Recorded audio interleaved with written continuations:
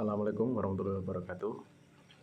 Dalam kesempatan kali ini, izinkan saya Agus Arianto, saya sebagai CGP Angkatan 10 untuk Pendidikan Guru Penggerak Kabupaten Rembang. Saat ini sedang memasuki modul ke 2.3 tentang coaching untuk supervisi akademik.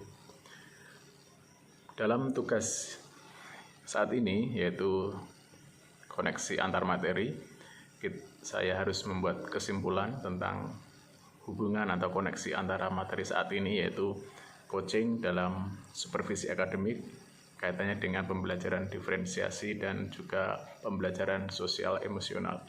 Baik, dalam hal kegiatan coaching atau supervisi akademik di sekolah saya tempat mengajar sekarang, yaitu SMP Negeri 2 Gunung.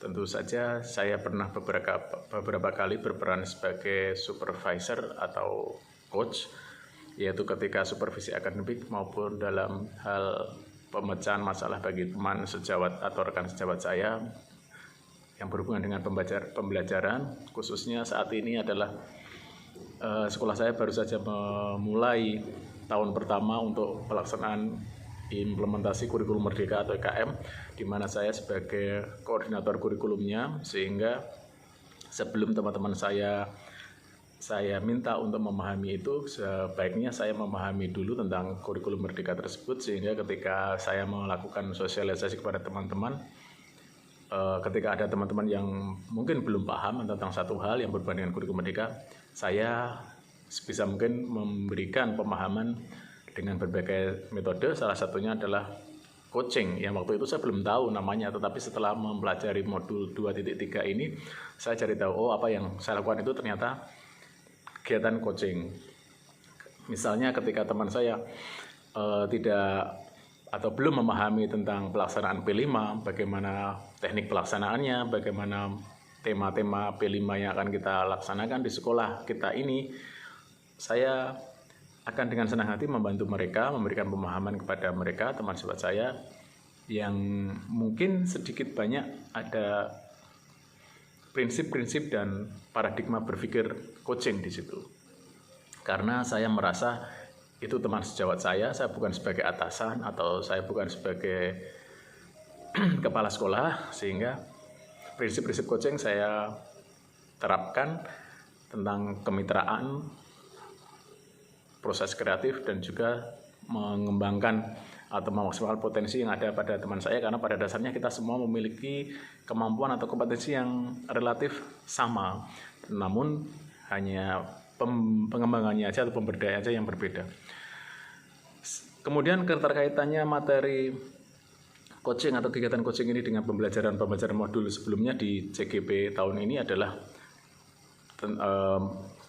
satu, misal dengan materi pembelajaran berdiferensiasi, tentu saja sangat terkait, karena pembelajaran diferensiasi adalah pembelajaran di mana kita memfasilitasi sepenuhnya kebutuhan murid-murid kita berdasarkan minat mereka, kesiapan belajar mereka, cara belajar mereka, dan sebagainya, sehingga semua murid merasa terlayani, setiap personal, setiap individu merasa terlayani sesuai dengan kebutuhan mereka masing-masing tanpa terbebani, karena mereka harus melaksanakan sesuatu yang tidak mereka sukai atau di luar ke batas kemampuan mereka. Sehingga dalam proses coaching prinsipnya sama. Proses coaching juga memaksimalkan potensi yang ada di dalam diri rekan kita yang kita sebut coachee, dan juga kita harus memperhatikan kebutuhan mereka masing-masing. Kita tidak bisa menyamaratakan antara teman satu dengan teman yang lain, antara murid satu dengan murid yang lain ketika kita memberikan pendampingan dalam coaching ini.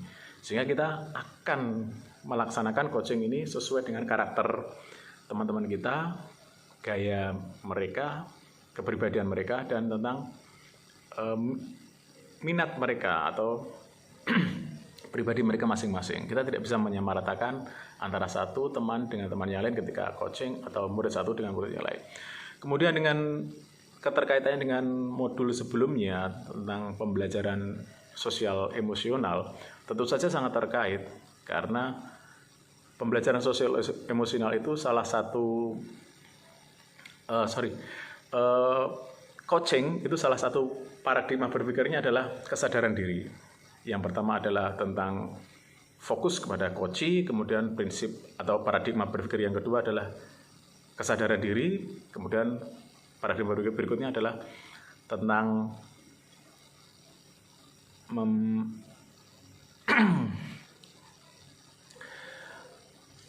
memaksimalkan potensi mereka atau memaksimalkan potensi coaching dan juga memandang atau mengambil peluang yang ada di masa depan.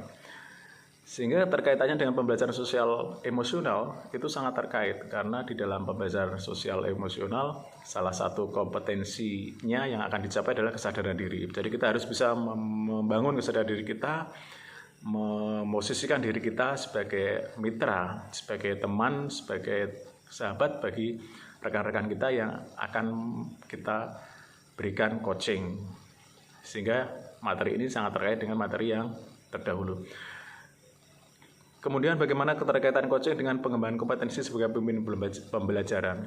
Tentu saja sebagai pemimpin pembelajaran, setiap guru penggerak harus memiliki peran sebagai pemimpin pembelajaran di komunitasnya masing-masing di sekolah, baik di dalam kelas maupun pembelajaran dengan rekan sejawatnya. Dan teknik atau kompetensi coaching itu sangat diperlukan karena dengan coaching prinsipnya adalah rekan kita adalah mitra, kita memperdayakan mereka, mengembangkan kompetensi yang ada di diri mereka bukan sebagai